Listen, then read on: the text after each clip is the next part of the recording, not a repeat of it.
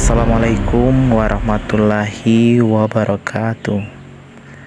Sebelumnya saya ucapkan terima kasih untuk teman-teman yang sudah klik stories lilin merah kali ini.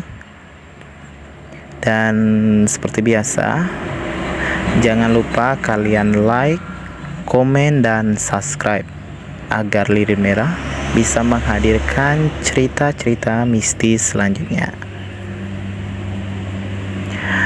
Cerita kali ini kami dari Stories Lilin Merah akan menceritakan sebuah pengalaman mistis, di mana pengalaman mistis ini kami dapatkan dari salah satu teman kami. Sebut aja namanya Dinda, di mana saat itu Dinda baru saja pulang dari salah satu sekolahnya yang ada di Bengkulu.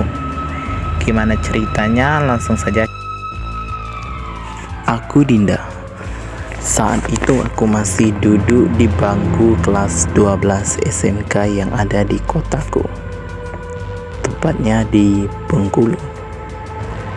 Kejadian bermula di saat aku dan teman-temanku sedang mengikuti ujian nasional. Dikarenakan sekolah kami ini menggunakan komputer ujiannya, maka ujiannya diatur sesuai dengan jadwal shift. Ada suatu kejadian di mana saat aku mendapatkan jadwal shift ketiga, dan otomatis aku ujiannya agak sore. Entah mengapa hari itu aku dan teman-temanku Amira begitu apes.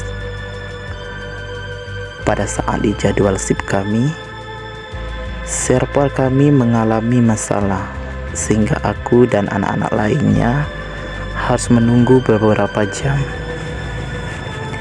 Maklum, kami adalah siswa yang pertama yang mengikuti ujian menggunakan komputer saat itu.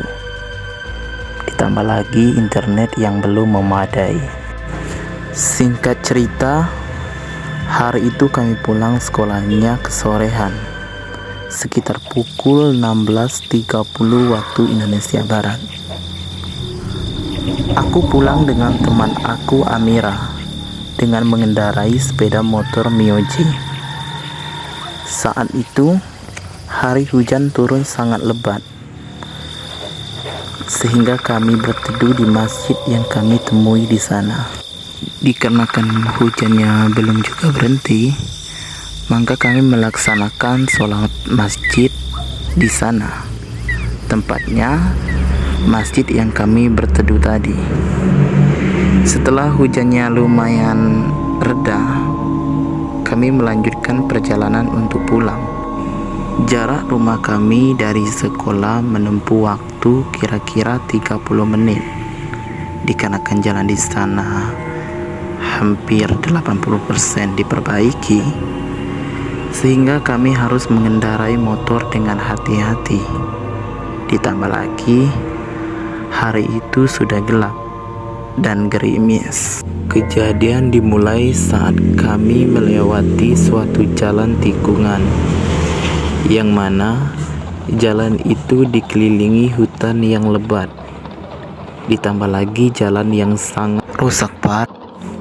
Aku mendengar suara anak kecil yang memanggilku. Kak, kakak. Awalnya aku tidak peduli. Mungkin saja motor yang di belakang, pikirku.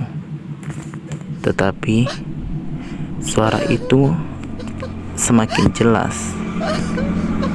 Kak, kakak. Dikarenakan suara itu sangat jelas, aku pun penasaran. Aku lihatlah ke belakang. Ternyata tidak ada satupun motor yang mengiringi kami. Itulah yang membuat bulu kudukku semakin merinding. Kupeluk Amira erat-erat. Kebetulan saat itu yang mendengar cuma aku, dan Amira tidak mendengar. Entah mengapa Hal menakutkan itu belum juga selesai. Di saat kami melewati jalan yang rusak yang lebih parah dari tadi, motor kami tiba-tiba mati, sehingga membuat kami harus berhenti untuk mengekol motor kami. Disitulah kami benar-benar ketakutan.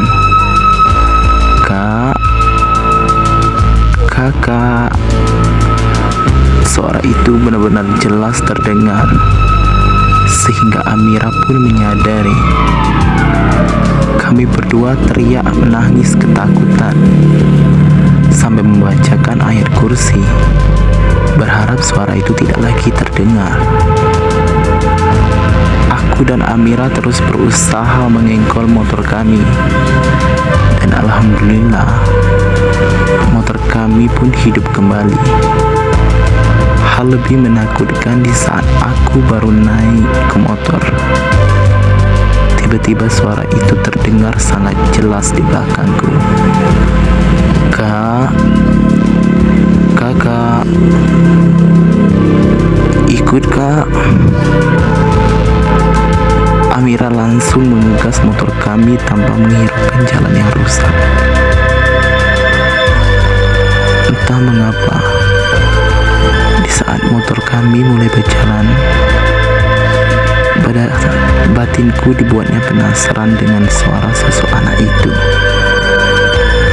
Aku lihat dari kaca spion motor kami, di mana saat itu aku melihat sosok anak perempuan kira-kira berusia 5 tahun yang sedang berdiri di pinggir jalan. Dia terus menatap motor kami sambil tersenyum. Anak itu berambut panjang dengan menggunakan gaun putih selutut, kira-kira gaun yang berdasar brokat seperti itu, tetapi bajunya sangat lusuh. Hal itu yang membuat aku semakin erat memeluk Amira dikarenakan ketakutan. Semenjak kejadian itu, aku dan Amira tidak berani lagi pulang kemalaman.